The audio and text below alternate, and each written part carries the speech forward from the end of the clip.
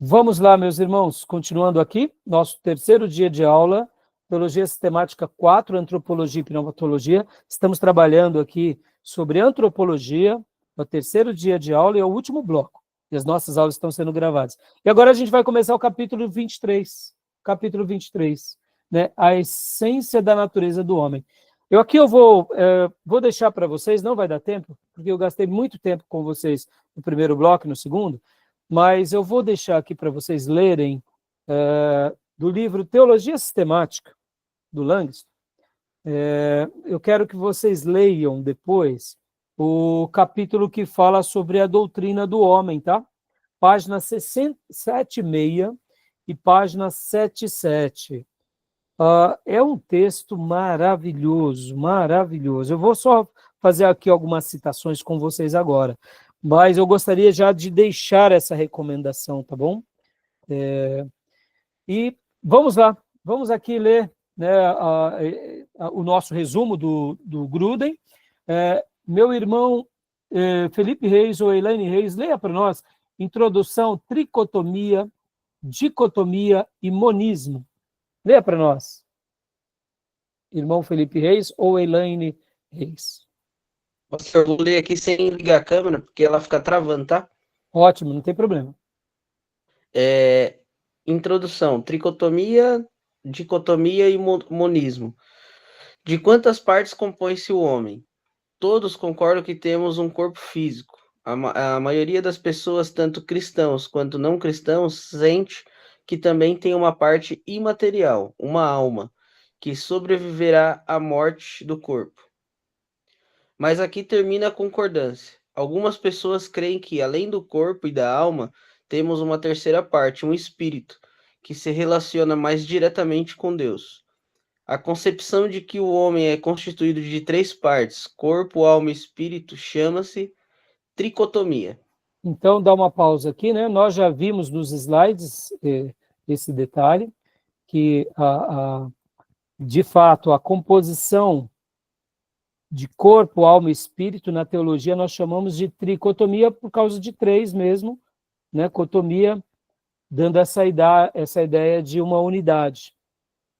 Então, e ao mesmo tempo, pode ler para nós o próximo parágrafo. Não, então deixa eu dar uma pausa aqui. Deixa eu só dar uma pausa. Deixa eu só fazer um adendo aqui, meus irmãos. Olha só, irmãos, quase todos os grandes mestres de teologia sistemática, a grande maioria vão ser dicotomistas, tá bom? A grande maioria. O próprio Gruden, vocês verão, pode ver que na página 389, no primeiro, segundo, terceiro parágrafo, ele diz assim, este capítulo defenderá a concepção dicotomista de que o homem é composto de duas partes, corpo e alma, ou espírito. Mas examinaremos também os argumentos em prol da tricotomia, tá bom? Deixa eu, inclusive, mostrar aqui para vocês duas obras que eu não tinha mostrado no início das minhas aulas. Olha só. Deixa eu só tirar aqui, já eu volto. Essa obra aqui, recomendo vocês comprarem, é de Stanley M. Orton, Teologia Sistemática. Uma perspectiva pentecostal. É a teologia sistemática que também a editora CPAD elaborou. Irmãos, ela é muito boa, viu? E por que eu estou mostrando ela para vocês? Porque a Igreja Assembleia de Deus, ela nasce num contexto mais de dons espirituais e etc e tal, mas hoje ela é uma igreja muito sólida, e os textos e os livros, e a editora, ela produz obras maravilhosas, viu?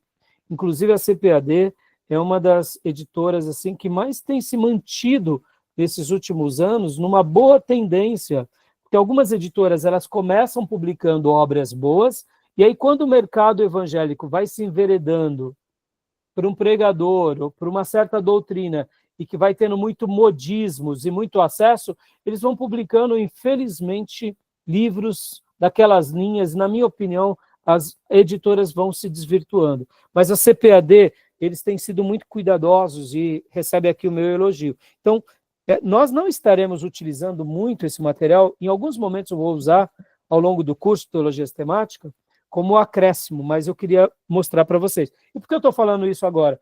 Porque os pentecostais, de uma forma geral, e os avivados, por causa da experiência espiritual, tendem a serem tricotomistas, tá bom? Dando uma síntese aqui, mas na teologia nós comemos em que cozinha, meus irmãos? Nós comemos da cozinha tradicional, seja ela batista, presbiteriana, metodista, congregacional, reformada.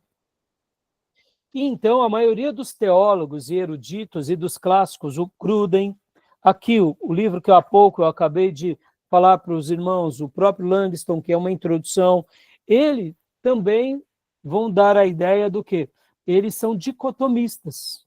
E como eu mencionei já nas aulas passadas, aqui eu diria que não tem nenhum problema, tá, meus irmãos? Se você é tricotomista ou dicotomista, tá bom?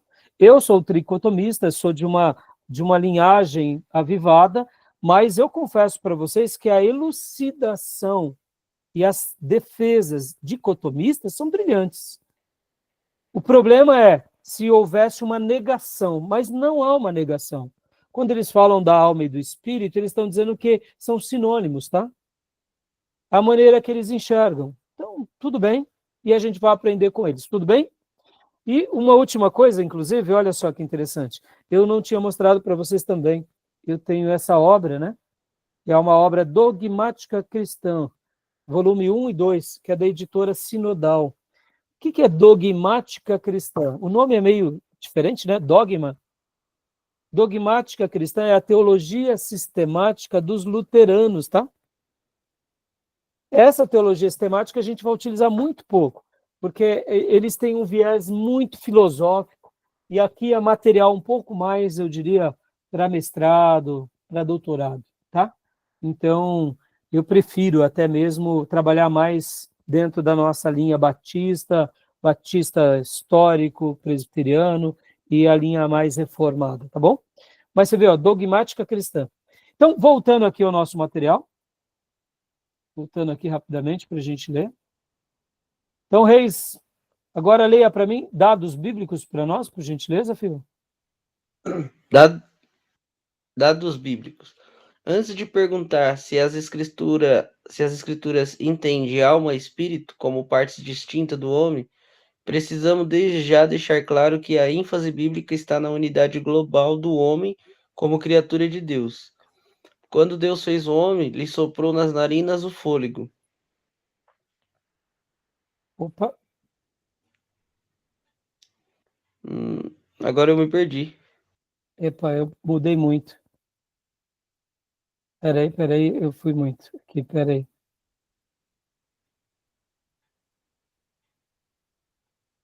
Peraí, aqui, ó. Deixa eu mudar por aqui, Reis, que é mais fácil. Aqui é mais fácil. O fôlego de vida, aqui embaixo. Fôlego de vida, né? E o homem passou a ser alma vivente. Gênesis 2:7. Adão é aqui uma pessoa unificada, com corpo e alma vivendo e agindo juntos. As escrituras usam alma e espírito indistintamente. Quando analisamos o uso das palavras bíblicas traduzidas como alma, eb, nefish e... eu não sei. Como que é? Psica? Psique. Psique e espírito. Eb, aí complicou, pastor. No hebraico é ruach, né? Ruach. E ainda mais, assim, não, irmãos, e outra coisa, viu? Eu não sou linguista também, eu fiz as minhas aulas de hebraico e grego, mas, assim, tem hora que não tem problema se ler errado, porque não faz parte do nosso dia a dia ainda, né? Ruach. O R no hebraico, ele é mais gutural, sabe? É mais gutural. Sabe o nosso garrafa? Ou no hebraico, a maioria das expressões é mais a garganta, sabe? Então a gente, tá? E aqui no hebraico ruach, né? E pneuma, tá bom? Tá. Parece-nos que às vezes são usadas indistintamente. Por exemplo, em João 12, 27, diz Jesus: agora agora está angustiada a minha alma. Enquanto num contexto muito parecido, no capítulo seguinte, João diz que Jesus angustiou-se em espírito. João 13, 21. Do mesmo modo, lemos as palavras de Maria em Lucas 1, 46, 47. A minha alma engrandece ao Senhor e o meu espírito se alegra em Deus. E o meu espírito se alegra em Deus, quem se Agora, aonde? meu, Tá, meu Salvador. Esse parece um exemplo bem evidente de paralelismo hebraico. O artifício poético em que a mesma ideia é repetida com o uso de palavras diferentes, mas sinônimas. joia. Na Então, morte, as aqui escrituras o dizem. autor, dá uma pausa agora, Reis, por gentileza, né? O autor, ele vai dar essa pausa e ele vai ter essa construção defendendo essa ideia, tá, irmãos? E aqui, meus irmãos, é como eu mencionei para vocês, tá? Não tem nenhum problema, porque eles não está negando a alma, não está negando o espírito. Ele está dizendo o seguinte, olha, a Bíblia ela vai dar essa ideia dessa correspondência paralela, ou seja, vai parecer mesmo que em muitos momentos alma e espírito são sinônimos. E é verdade, eu não tiro a razão. Mas agora lembra que eu falei que eu deixei para vocês lerem o capítulo lá do Langston? Eu vou compartilhar aqui rapidamente com vocês algumas coisas do Langston, porque vale a pena também a gente gastar esse tempo juntos. Aqui, ó, a doutrina do homem, né? A doutrina do homem. Deixa eu ampliar a letra, vou compartilhar aqui com vocês, só para fortalecer essa ideia, porque esse texto está maravilhoso, maravilhoso. Bom, Elisângela, consegue ler para nós rapidamente? Ó, base da religião. Base da religião. A religião tem o seu fundamento e a sua razão de ser numa relação vital entre duas pessoas, Deus e o homem. A teologia, para ser fiel à sua significação, deve ocupar-se não só do estudo acerca de Deus, mas também acerca do homem. Dá uma pausa aí, minha irmã. Ou seja, olha que construção que ele já vem. Estamos trabalhando sobre o homem. Aqui é uma síntese.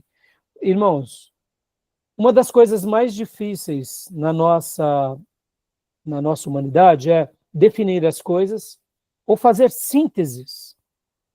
Na introdução de teologia sistemática, Langston, esse teólogo batista, ele era fabuloso, que ele consegue pegar uma coisa tão complexa e sintetizar.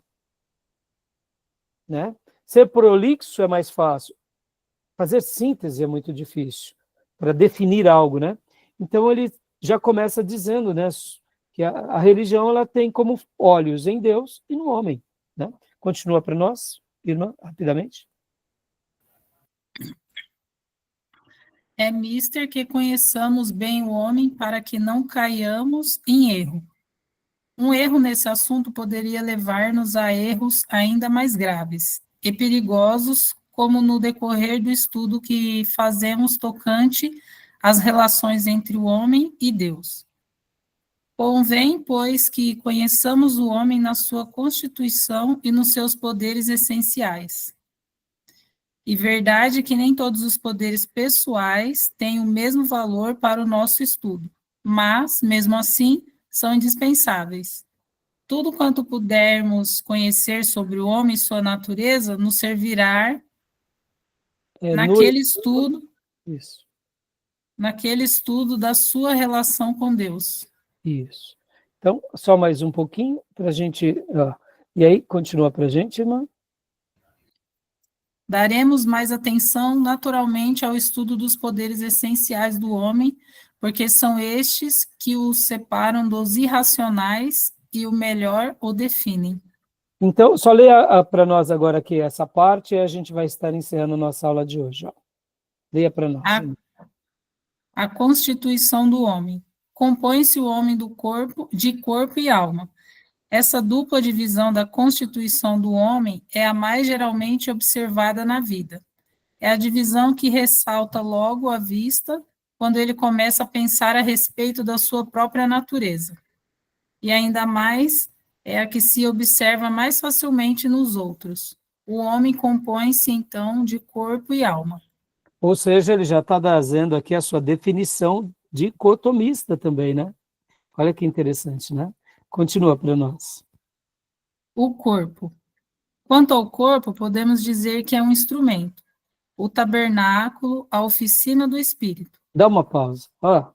Irmãos, talvez eu fique, né, falando aí para vocês chover no molhado, mas olha que frase linda.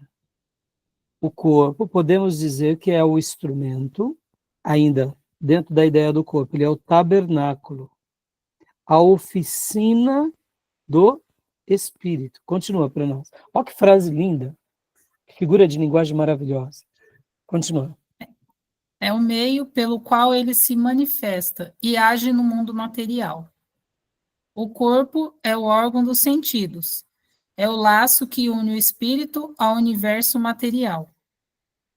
É bom notar, desde já, que o agente moral não Não é, né? Eu deduzo que não é o corpo. O agente moral não é o corpo. Não é o corpo, senão o espírito que nele habita.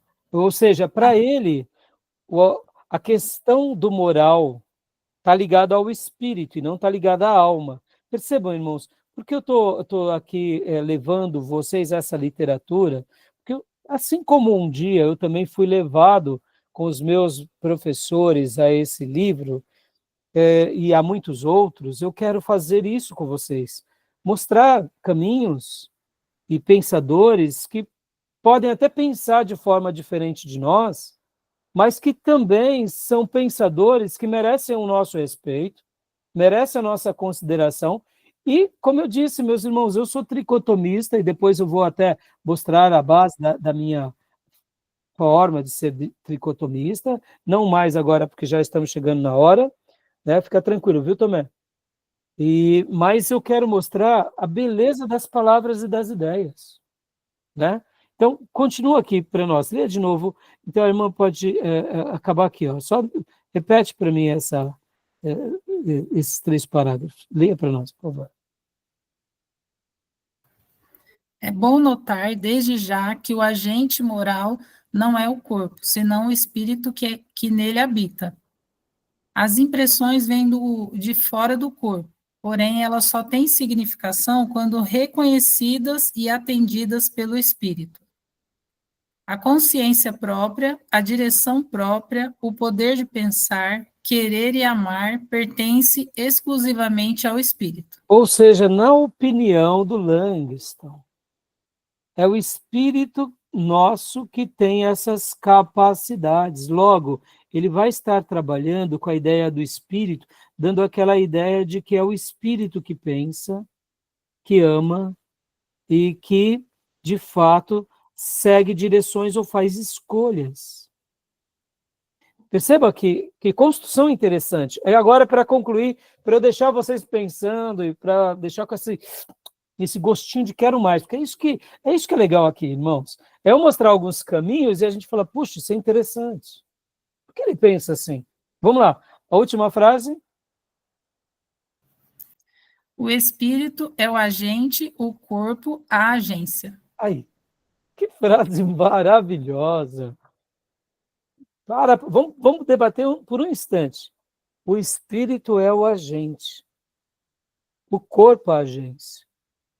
Para nós, agente é uma coisa interessante, a gente entende o que é, e agência a gente entende o que é. Temos vários modelos. Então, na concepção de Langston, tanto o espírito, ele tem a ver com essa parte que pensa, que ama, que escolhe, e ele é, no caso, o agente, no caso imaterial, mas, ao mesmo tempo, está ligado a esse corpo que está na agência, ou seja, é o que realmente demonstra, perpetua, no caso, como ele chama, o corpo como um tabernáculo e uma oficina do Espírito. Irmão, olha que parágrafo maravilhoso. Só aqui dá para a gente ficar refletindo sobre isso. Então, eu tinha separado essa parte para a gente ler juntos, e fica aí a minha recomendação de leitura. Vamos estar debatendo no grupo, e se caso for, a gente pode até debater um pouco na próxima aula, mas para a próxima aula teremos 2 capítulos. Então, eu queria já só fazer né, na próxima aula eu vou fechar de uma forma bem sucinta esse capítulo, né? A ideia da dicotomia, da tricotomia, que são as principais, e aí a gente vai para os outros 2 capítulos para a gente finalizar a parte de antropologia. Tá bom? Bom, eu não vou ficar falando agora se você tem dúvida, porque daqui, diante dessa fala, talvez abriu vários leques, mas alguém quer fazer alguma pergunta? Né? Não? Não, tudo certo. Podemos, então, encerrar? Nossa irmã Miriam já colocou a coberta, olha ela lá, ó. Tá parecendo uma menininha? Ó, já pôs a coberta. E é isso aí, né, irmãos? Está muito gelado, já passamos um pouco da hora. Mas peguem firme na leitura, irmãos, e teologia sistemática, irmãos, é uma delícia por isso, porque a gente vai entendendo as doutrinas. Perceba, irmãos, ó, hoje a gente falou sobre a composição do homem, o papel, a ideia, né, do lado interpessoal, do relacionamento que deriva de Deus para conosco. A gente falou dos papéis que a Trindade tem, que nós temos.